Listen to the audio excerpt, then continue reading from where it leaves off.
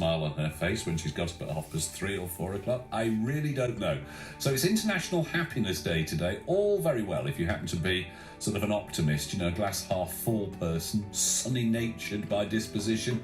Sometimes, though, everybody needs a bit of a jolt to have a look at their life and to see where we can make changes to maybe just love ourselves a bit more, to bring a little more joy into our everyday lives. Lisa Clifford is a York-based performance coach, one of the happiest people I know, invariably smiling, and as you can tell from the slight chuckle, she's with us in the studio this morning. Good morning. Morning. Nice to see you. International Happiness Day. What does someone who yourself is a life coach, a performance coach, what do you make of the idea of having a day of international happiness to start with? Is it a misnomer or daft or what? I think it's probably a good idea to provoke us to think about being happy instead of just I think people think they wake up in the morning and either they're happy or they're not happy and there's nothing they can do about it.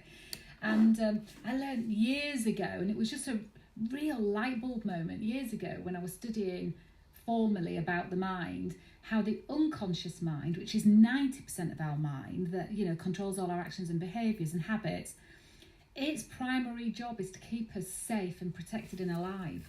It does not care one bit what frame of mind we're in, what mood we're in at all. So the being happy is a conscious ingredient that we have to pay attention to.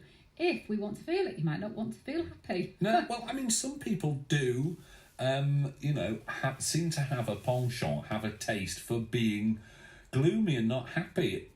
If being gloomy makes you happy, if that's your natural contented state, is that all right? Well, the definition of happiness is really when your needs are fulfilled. So, we associate happiness with people going around joking, being joyful, smiling, but yet somebody can be perfectly happy with a miserable face. Yes. And, leave me alone. I'm quite happy the way that I am. But in fact, personally in my own life, my upbringing and my childhood and into my early 20s were not happy at all.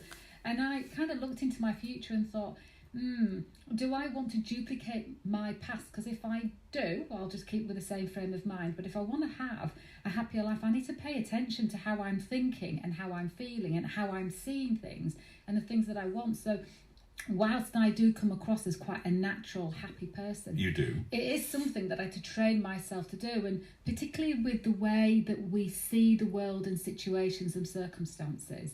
You can. I have a perspective of looking for where the funny is in everything. I must stop dipping into people's conversations when they're in a supermarket, but you can feel happy from your perspective. Yes, it's just a thing, isn't it? It's a strange thing, this notion that happiness is maybe something, I don't know, maybe I said to our previous guest, there's almost like a Puritan streak in this country that perhaps goes from centuries ago, that excessive happiness or enjoying yourselves in the way that perhaps people in some other countries, maybe continental Europe, you see people out having festivals, they just let themselves go, they throw tomatoes at one another, they chase down streets, they do bonkers things.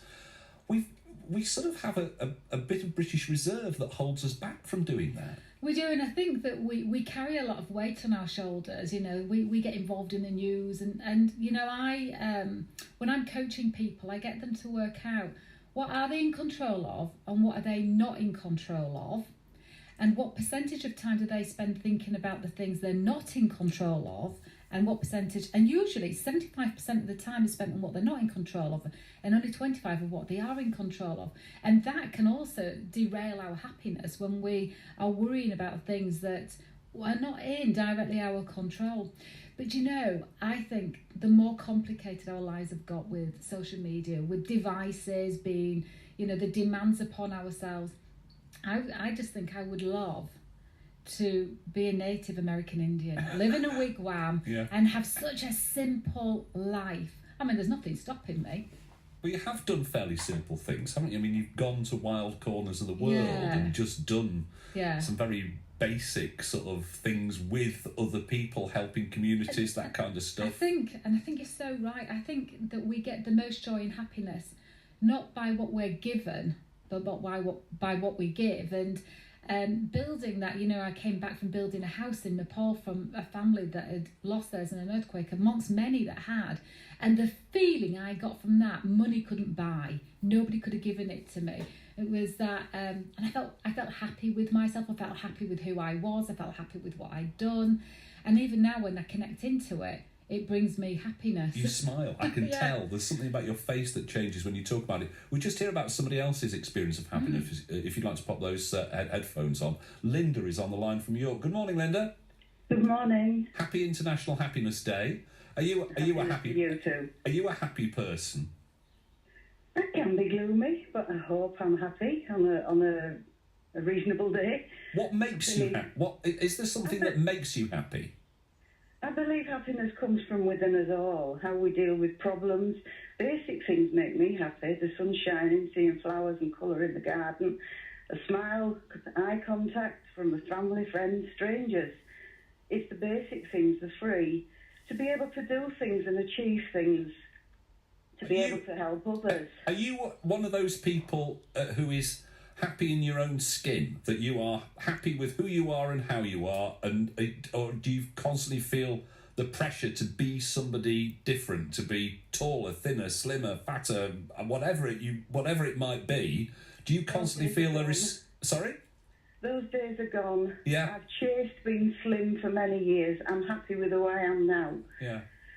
And I think unless your own mind is your worst enemy, if you think that you're going to be happy because you're thinner, it just doesn't work.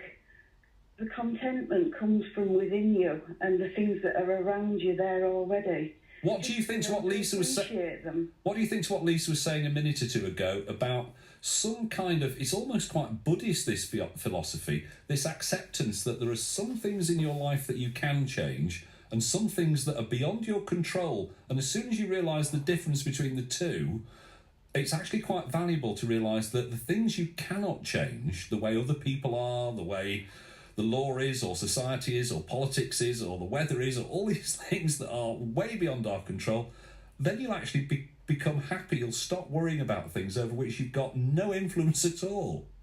Yes, I believe that. There are many things in life that we don't like, that we don't understand, that we're afraid of. And we want to change them. We're humans. We want to do something about it. But as a single individual person, there isn't an awful lot that you can do. You can talk, you can explain, but basically at the end of the day, you've got to live with who you are and your own capabilities. Yes, Lisa is nodding and smiling. Linda, thank you very much indeed. So what about that as she's spot on, isn't she? Yeah. We have a saying in coaching, it's an inside job. Happiness is an inside job, and you've got to be happy with who you are, the way that you are, and not look for it outside yourself. And you talk about social media. I mean, I'm just wondering about why that the thing that we hear at the moment, and it's perhaps particularly relevant to talk about it on International Day of Happiness or Happiness Day, or whatever they've dubbed it, is the number of young people who are unhappy. These statistics for young people these days who try and take their own lives or who self-harm, do all these things. I wonder whether it's linked back to what you were talking about the social media, this constant comparison. I think it's exactly that, us comparing, because as children, I think we want to fit in and belong and be the same. And so when you notice the differences, which make us unique, when we notice the differences, then we start to think that our difference is wrong and that person's difference is right. And therefore, we're not good enough, or we're not valuable enough, or... Yeah, I think it's just created a massive soup of, as you say, comparison that messes with the mind. We're not taught, I don't think, it's a while since I've been, and you probably were there much sooner than I was. Where? At school. No. A long I'm time flattering you. Yeah, thank you. But we're not taught how to use the mind, our most valuable commodity, with the exception of the heart. But we're not taught how to use our mind and how it can devour us or how it can empower us. Tell me about the heart, which you just referred to there, because for a lot of people, happiness depends. Well, a lot of people, when you say if you won the lottery, People say, well, I'd have things, you know, I'd have a big car, I'd be driving a much more expensive car than the one I've got at the moment, or I'd buy a big house where we both could live. No, that's Elton John, isn't it? Oh, so you were inviting me somewhere then. I was about to sign on the dotted line. So it's about, a lot of people, it's about money, it's about financial security, it's not having those worries, or it's about relationships. Yeah. Are they, you saying it's about from within you, but the money that you've got or the relationships that you have, to some extent, you know, we've been dealt the pack and we've got what we've got. Well, I think relationships are different to stuff. I do think when we're chasing stuff and we have an attachment to, I will feel happy when I own or when I have, if I have, when the kids have left home, or any of those things. Well, probably not when the kids have left home. We then delay our happiness, we put a condition on it. But when we base our happiness based on our connections, our heart-to-heart connections, so when I do my motivational speaking, it's always heart-to-heart. It's not about what I know and this is what you're going to get. It's about how can I influence for the highest good. And so when you have a relationship with someone and you speak heart-to-heart, and that's not about sometimes the small talk, you know, it's about really listening to somebody, putting that blooming device down, out of the way, letting that person know that they are the most important thing. Because it's a bit like a door opening and closing. When you're talking to somebody and then somebody gets the phone out, oh, that's that connection gone. Oh, now they're talking to me again. Oh, the connection's back. It's gone again. They've got the phone out again. And we need to sustain our human contact. It sounds a bit fluffy, I guess, but really when you're being listened to and someone's listening to you, you feel like you can move the world, don't you? But if we're constantly being distracted by the phone, then we're disconnecting our heart, and our heart is the most powerful influencer of change. What a note to end on. Maybe that's the advice that North Yorkshire should take away on International Day of Happiness. Put the phone down, forget Facebook, forget Twitter, text messages and all those things, and just be with the person you're with. That would be nice, wouldn't it? I've loved being with you. I've loved being with you too. Lisa, thank you very much indeed for joining us this morning on International Day of Happiness. Have you got your own thoughts about happiness? Do you feel we have a right to happiness? A lot of people go, oh no, there's no right to happiness, you know, it's a veil of tears, it's a veil of misery, and that's what we've got to get through.